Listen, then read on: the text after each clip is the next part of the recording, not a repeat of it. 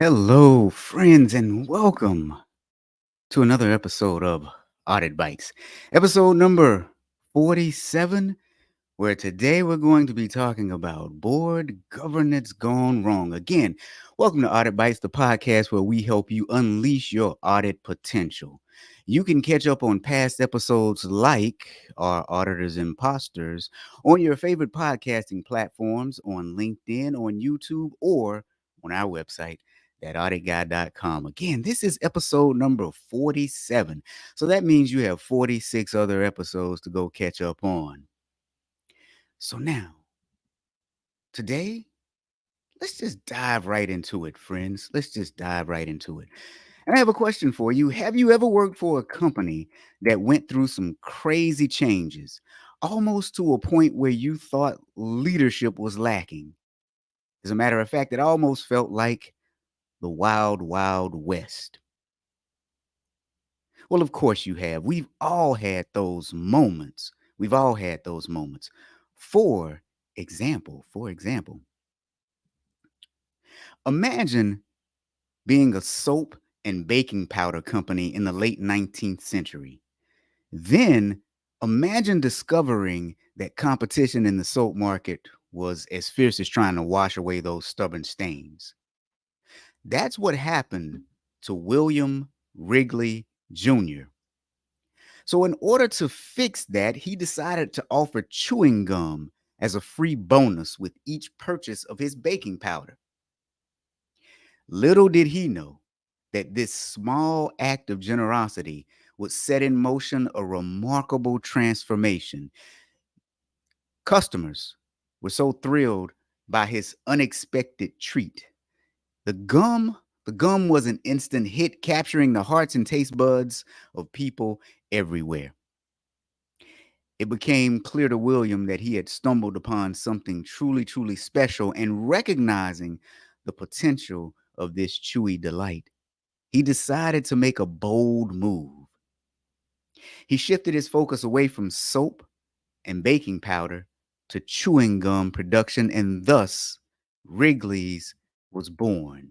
Does anyone else remember Wrigley's? Does anyone else remember Wrigley's? Now, Heather has worked in a place where she felt like it was the Wild Wild West.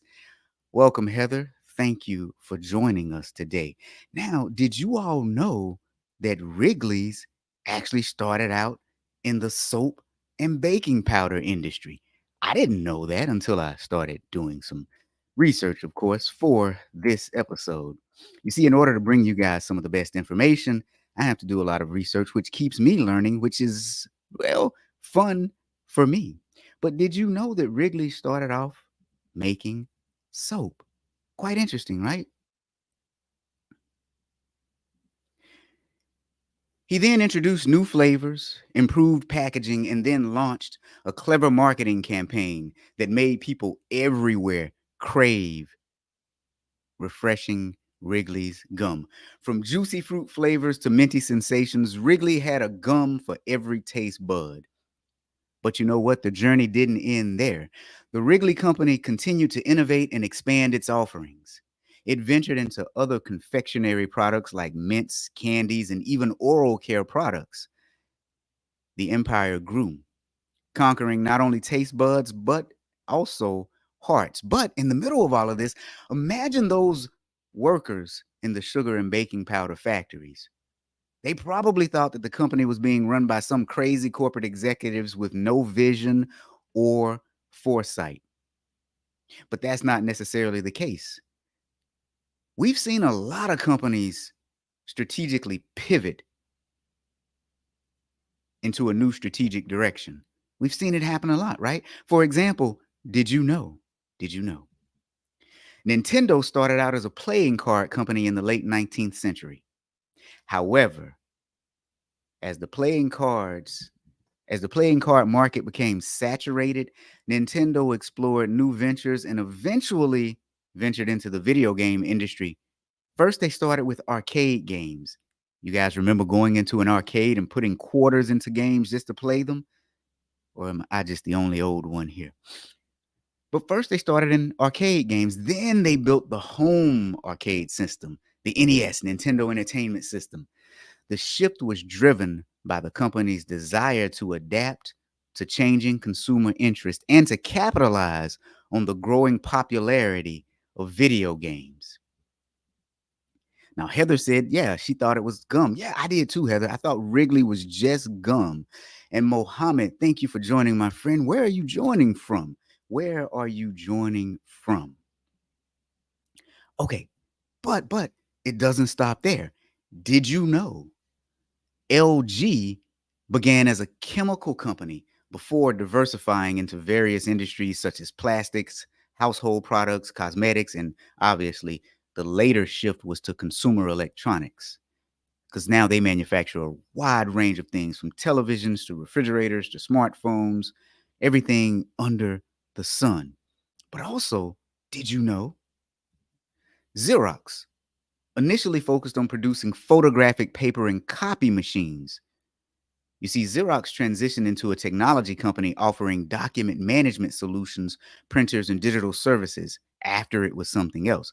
So, although these changes may seem like luck, haphazard moves, or just pivots out of the blue, they were pivots with a purpose done to take advantage of opportunities. So, now the question that I asked earlier, have you ever worked for a company where you wondered who is in charge of this madness? Who is in charge of this madness?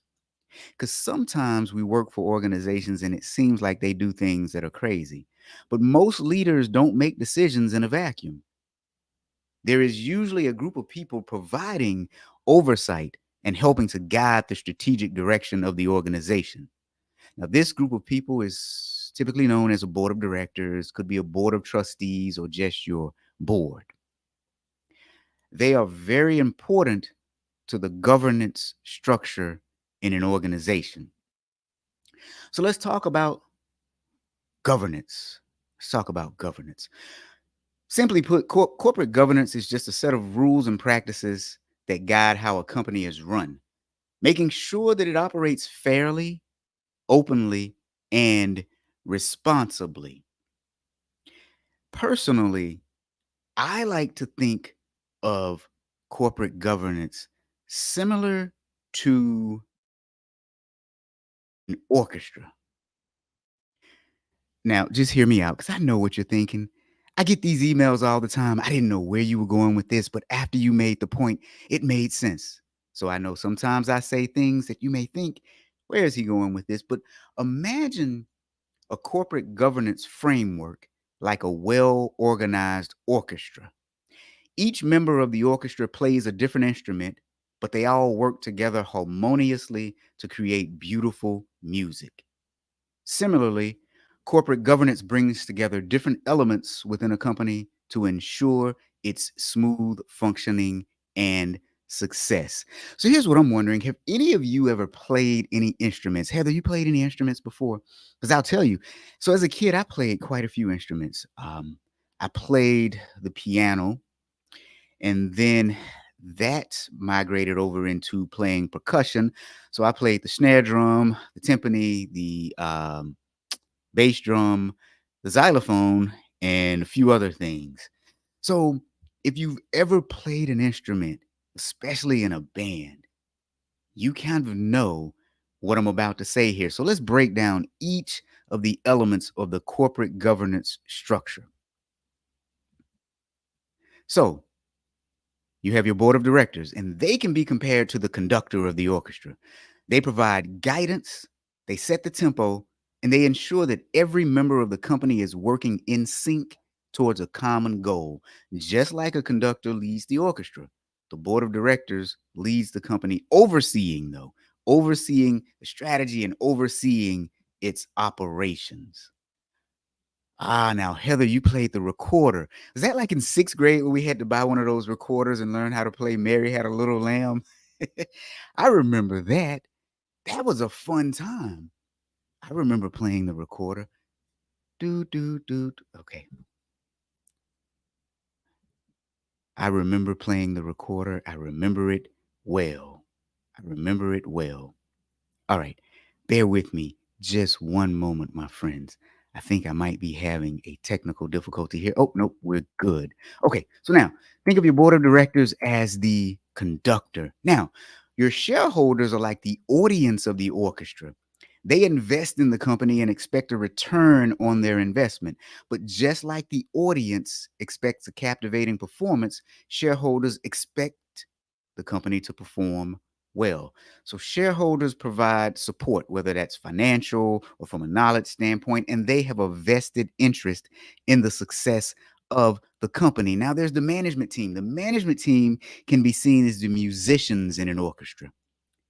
They are responsible for playing their respective instruments and following the conductor's instructions. Similarly, the management team oversees the day to day operations, implements the strategies, and ensures that the company is functioning smoothly. Now, you also have those dreaded policies and procedures that everyone hates, but policies and procedures are like the sheet music that guides the musicians in an orchestra. They provide a set of rules and guidelines for how tasks should be performed. Similarly, policies and procedures in a corporate governance establish a framework for decision making, risk management, compliance. Sorry about that, and compliance. Now, accountability is a real interesting concept because accountability is similar to each musician taking responsibility for their performance in an orchestra. Now, how many times have we seen our favorite bands break up because two musicians couldn't get along? Each member is accountable for playing their part accurately and contributing to the overall harmony. So, in corporate governance, accountability ensures that individuals within the company take ownership of their actions and are answerable for their actions, which leads us to risk management. So, risk management can be compared to an orchestra's rehearsal process. Before performance, musicians identify potential challenges and practice to mitigate risk and mistakes. Similarly, in corporate governance, risk management involves identifying and addressing potential risks to safeguard the company's assets and interests. So by viewing corporate governance through the lens of an orchestra, we can better understand how different components work together to create a successful and harmonious company. So, so now, while the board is the conductor, carrying out their duties takes balance. Too much involvement and they've overstepped their boundaries. Too little involvement, you have a lack of accountability. Either way, it almost sets the organization up for failure. Either way, it almost sets the organization up for failure. Now, that brings us to the story that I want to bring to you all today. So now, I want you to close your eyes and imagine this happening in your organization. Okay, don't really close your eyes, especially if you're listening to me in the car. We don't want you to run off the road. And especially if you're at work and not working from home, imagine your boss walking by and seeing your eyes closed. So now, imagine you are the principal of a school and you had a teacher that did a few things. Let me just lay out 6 or 7 different things. You have a teacher that you had to reprimand after another teacher said that he pushed a student to the floor after a dodgeball game. Now, that teacher said that it was an involuntary physical reaction after the student hit him in the chest when he was expecting a high five from the student. So that's the first thing. Second thing is he allegedly threw shoes at students to get their attention and then cursed at them. Now, after that, the third thing is he was put on a 2-year probation for gross negligence of duties. But he didn't challenge the allegations because he said he wanted to keep his job. Now, the next thing is while still on probation, he left the classroom unattended and a fight broke out. One of his students was seriously injured and he was suspended for 1 week without pay. When he came back to work after the suspension, he asked the principal for, now I want you guys to pay attention to this one because this is where it gets really, really interesting. When he came back after the suspension, he asked the principal for permission to hire a substitute teacher to cover his classes every Wednesday afternoon in January and February so that he could lead workshops for a private dance company where he was also the dance director.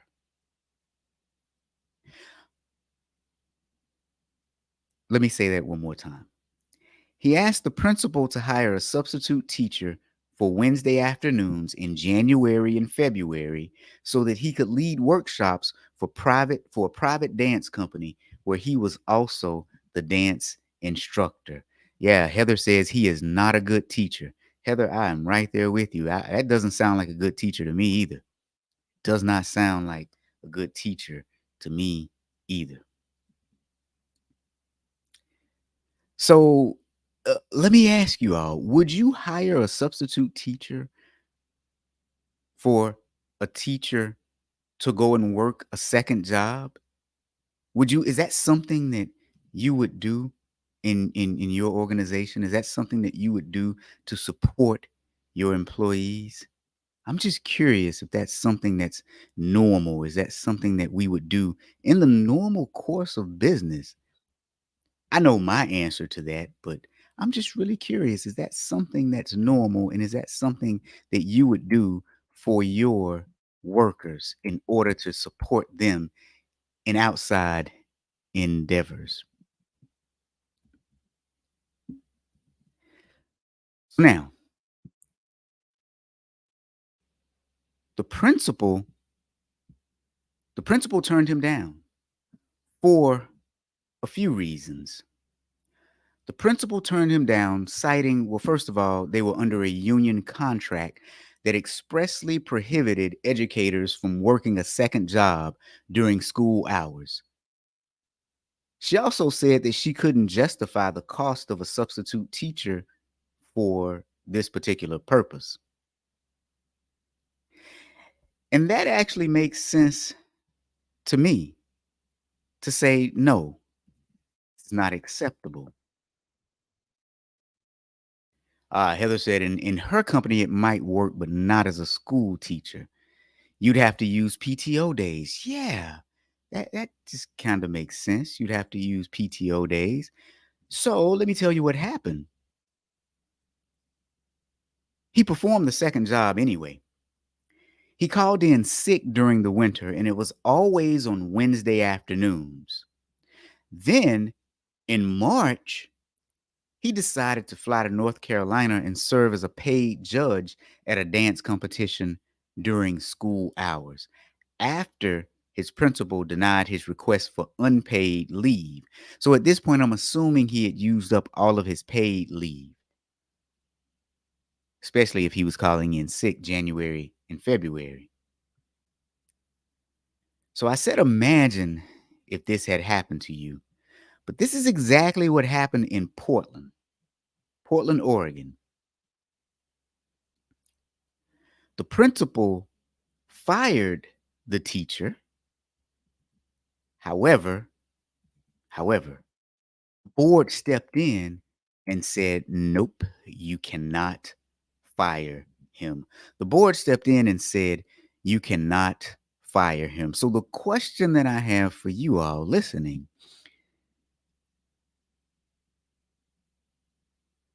is the board overstepping in this situation? Is the board overstepping in this situation? And you know what I'm going to do? Right about now, I'm going to pause for one moment, give you time to answer that if you want to. But you know what I forgot to do today is I forgot to set up the giveaway. So let me do that really quickly. And those of you who are regulars already know what to do in order to win that giveaway. But I'll be telling everyone else in just a moment. So when you come to this podcast, we like to give away things because, well, we just like our audience. And the prize is actually a copy of my book, Ask Better Questions, Get Better Answers, Perform better audits. And in order to be put in the drawing, type the hashtag that audit guy into the chat. The hashtag that audit guy. Type it into the chat, and you will be entered into the drawing. No spaces. Hashtag that audit guy.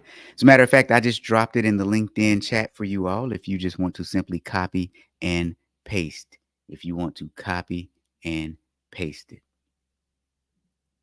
So now Shri asks, so if I'm listening to the podcast, I can win. Only if you are listening live.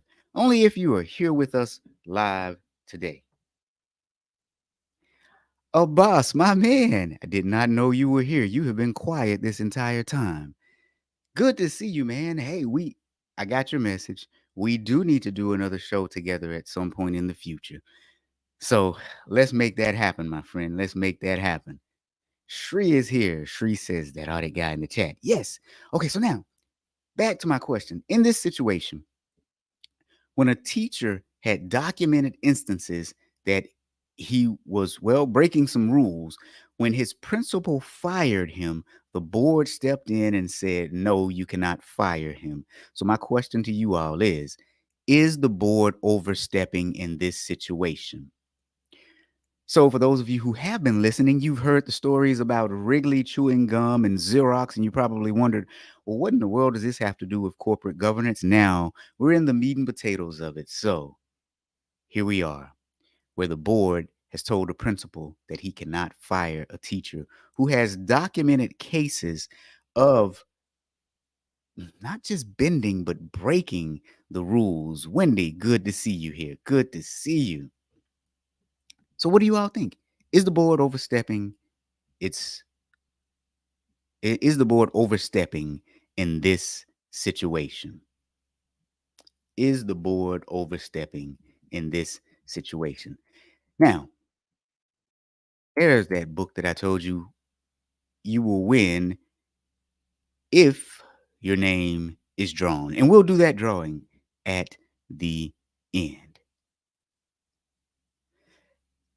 Now, principals in this school district began to weigh in, citing their inability to run their schools.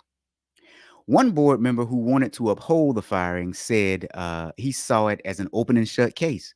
Like in his view, the teacher misled his boss and violated union approved contracts. Not to mention, he had gotten paid twice for the same hours at one point. So this same board member also said, and I quote, the board has some repair work to do with principals so they will know that we support them in the tough decisions they need to make while they run their schools. Now, remember what I said earlier. If the board is too involved, that can be detrimental. And if they're not involved enough, that can be detrimental. This one board member also acknowledged the precedent setting nature of that decision. He said, and I quote, we have limited our ability as a board to terminate future teachers who engage in similar behaviors. Now, another board member believed that the firing was targeted towards this one teacher. And that board member said the district had been documenting him for 8 years. They've been waiting for him to mess up.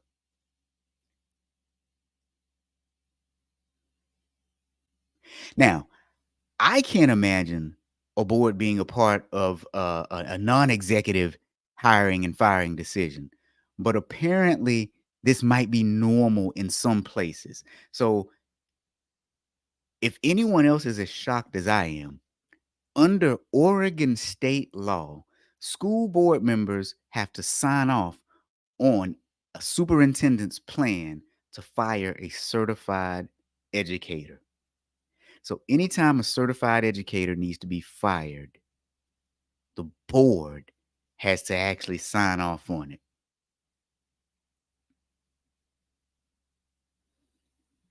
Aha, I am right there with you, Abbas. Abbas says, well, to answer your question, it's more of a senior management role. However, if this case is affecting the organization as a whole, I think the board should step in. Yeah, this was just a teacher in a school district who seemingly was behaving badly. And I think with almost any job, you'll have at least one or two employees who are behaving badly. And I think the management team needs the authority to actually fire whenever it's necessary. And so, what is the board supposed to do in an organization? I think it's more like Goldilocks, right? They provide oversight, but they don't step in too much, but they step in just enough to provide decent oversight. But if we look at a definition for a board of directors is an appointed group of individuals with a duty to represent the interests of shareholders and stakeholders.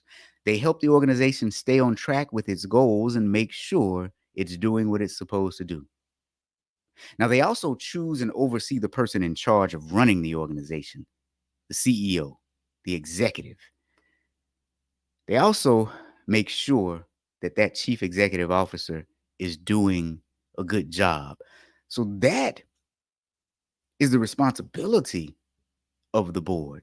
So I don't know how they got so deep into actually making a decision on hiring and firing. But with that said, let's talk about 6 reasons board governance goes bad. 6 reasons board governance goes bad. All right. Reason number 1, poor leadership. When the board lacks strong leadership who have a clear vision and a strategic direction for the organization, it becomes difficult to make sound decisions that align with long term goals. But this is actually not a new issue. We seem to be tackling the same issues over and over again. In a 2003 article in the Harvard Business Review titled The Board's Missing Link, they talked about the balance of power when it came to a board. And it says, and I quote, the corporate balance of power is a delicate one. It relies on 3 critical anchors: shareholders, management, and the board of directors. Each of these has important responsibilities of its own, but their interactions are the key to effective governance. When they work together as a system, they provide a powerful set of checks and balances. But when pieces of the system are missing or not functioning well, the system as a whole can become dangerously unbalanced. Now imagine this is an article from 2003. That was a long time ago. But let's take Boeing, for example. In February of 2021, Boeing shareholders filed a lawsuit against the board of directors. They argued that the board had neglected its oversight duty by failing to hold Boeing accountable for safety before and after the crash of 2 737 MAX airplanes that killed 346 people in 2018 and 2019. The shareholders suing Boeing argue that the board could have prevented it. A part of the argument is that Boeing did not have enough safety and engineering experts on its board, but was heavy on former government officials.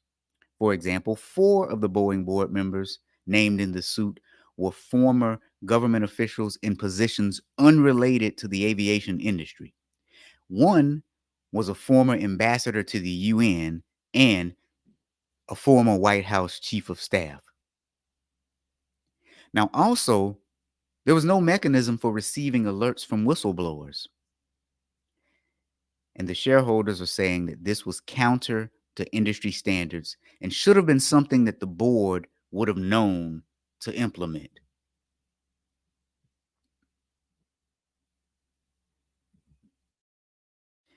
Now let's go back to our audience because a boss has a really good comment. Board oversight.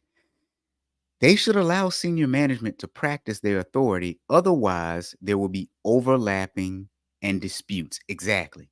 Yeah. Yeah. Yeah. And as that Harvard Business Review article said, it's a delicate balance. It's a delicate balance. It is an extremely delicate balance. So the first reason governance goes bad is poor leadership, but the second reason is inadequate risk management. The failure to identify potential risk or to address them proactively leaves organizations vulnerable. Boards need a robust risk management strategy in place. Let's think about Blockbuster and Netflix. You all know that's one of my favorite subjects. We all know who Netflix is, but there are probably some people now who never even heard of Blockbuster. But Blockbuster was a company that sold rented VHS cassette tapes and then DVDs. Netflix approached Blockbuster and said, "Why don't you buy us out? Because the world is going digital." Blockbuster's management team didn't do an adequate risk assessment or adequate risk management. And so now Blockbuster is no longer around. I do believe there is one Blockbuster left in the United States. I heard that it may have closed during COVID. Now, I recently left a conference where some individuals had just left the National Association of Corporate Directors. And apparently, boards are now also thinking about geopolitical risk and inflation risk. So these make sense. In order to manage the risk of your organization, you have to be on top of things that are happening right now. The board must stay abreast of what is happening economically, socially, and financially. Otherwise, board governance will and can go bad. Now, the third reason board governance goes bad is the lack of accountability. If you remember what I said in the example about the board being like an orchestra earlier, each person playing an instrument or playing a role in an organization is accountable to the other person to do their job so that the orchestra, i.e., the board, can actually play well. So, without proper checks and balances within the governance structure, boards may become complacent or fail to hold themselves accountable for their actions or lack thereof having action. So let's go back to Boeing again. The Boeing board had 5 committees: audit, finance, compensation, special programs, and then governance, organization, and nominating, all one board. The audit committee oversaw risk, but in its charter, it mainly focused on financial risk. And it had no mandate to discuss safety. As a matter of fact, Boeing didn't establish a board committee to address safety until April of 2019, which was 6 months after the first plane crashed and about a month before the second plane crashed. So instead, safety issues were reviewed by a safety review board run by employees, which did not report to the board at all. So the board couldn't properly manage the risk in the organization if they were completely unaware of what those risks were. So, 3 of our 6 reasons board governance goes bad is poor leadership, inadequate risk management, lack of accountability. So let's talk about that fourth reason. It's a misunderstanding of expectations. A misunderstanding of expectations. Misunderstanding expectations can have a detrimental effect on board oversight. It can lead to a lack of clarity, miscommunication, unrealistic expectations, divergent priorities, and a lack of accountability. These issues can result in confusion, inefficiencies, inconsistent decision making, and it can compromise the ability to effectively oversee the organization. So it's important to have clear expectations. of what the roles and responsibilities are of the board, of the management team, and of the employees within the organization. Which now leads us to our fifth reason board governance goes bad, and that's having cowardly coworkers. Oftentimes, people stay silent out of fear, but we need to learn how to respectfully communicate our concerns.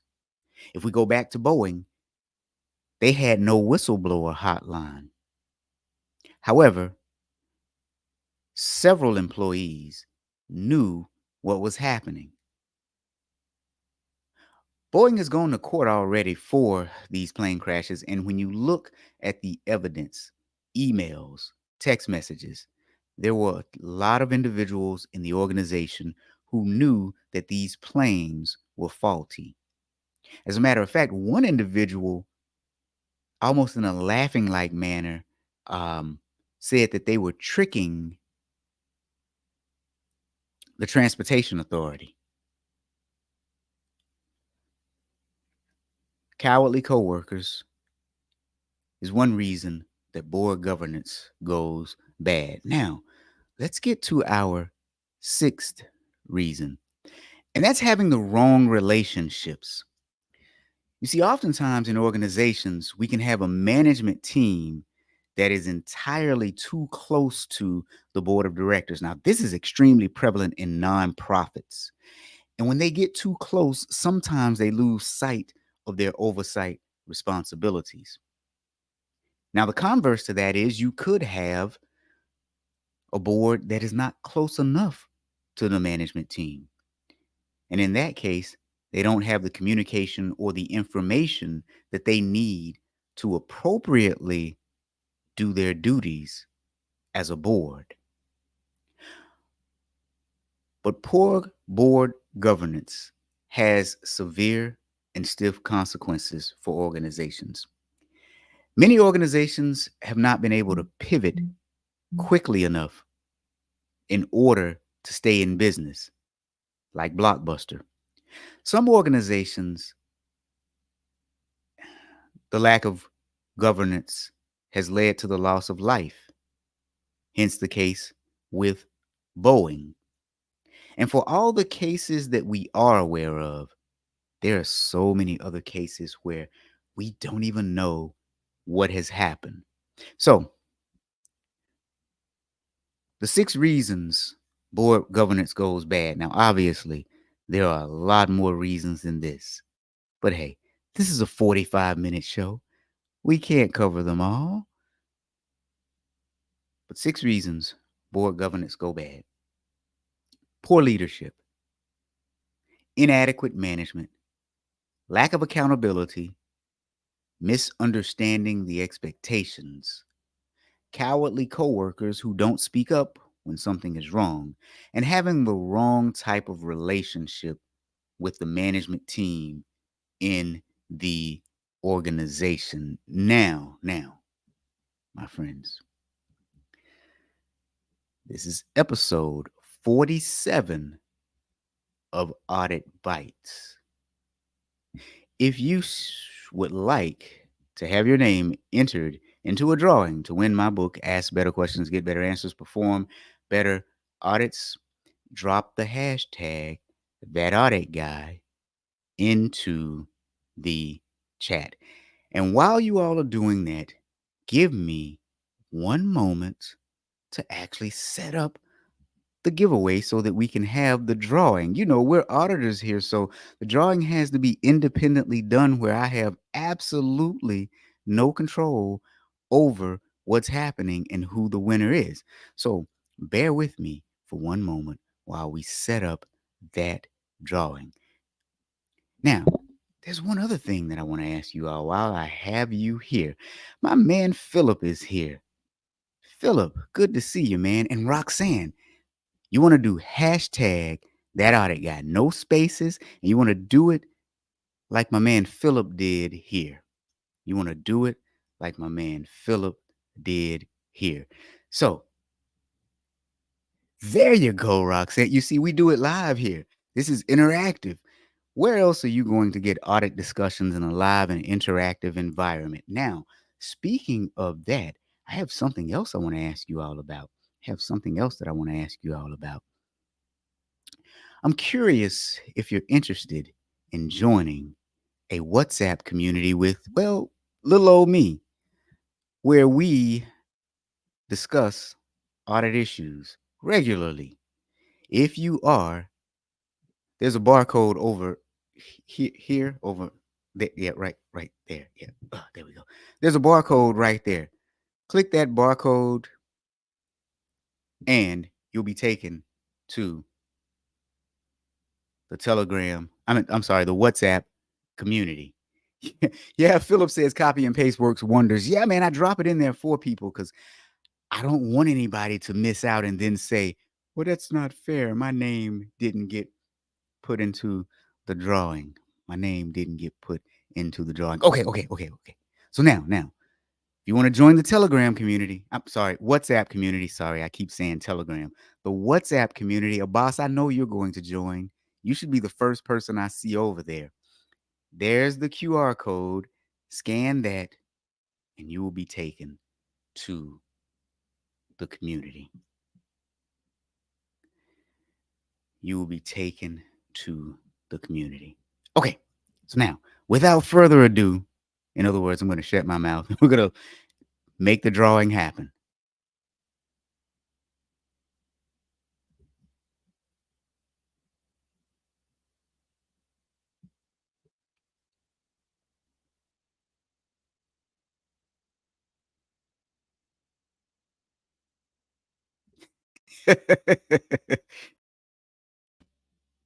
Okay, now we know I can't win, so we got to do the drawing all over again. Here we go.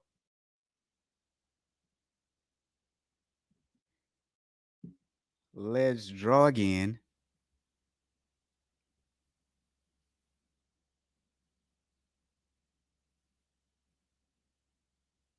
Heather Perry. Heather, isn't this like your second or third time winning something? You are just lucky. You should probably go play the lottery.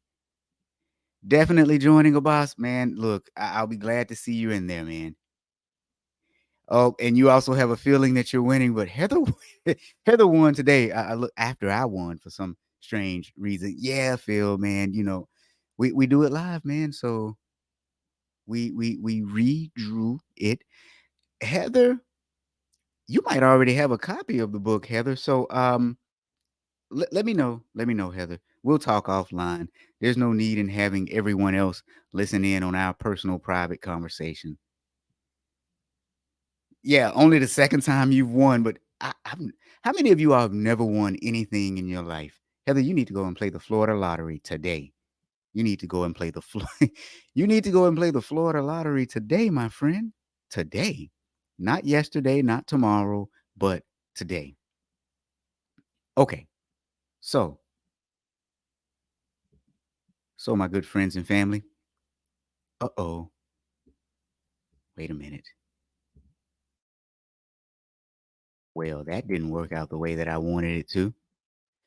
What I was going to say is thank you for joining me on episode number 47 of Audit Bites. If you like this podcast, tell all your friends. We're available on all of your podcasting platforms. We're on YouTube, we're on Spotify, we're on Apple.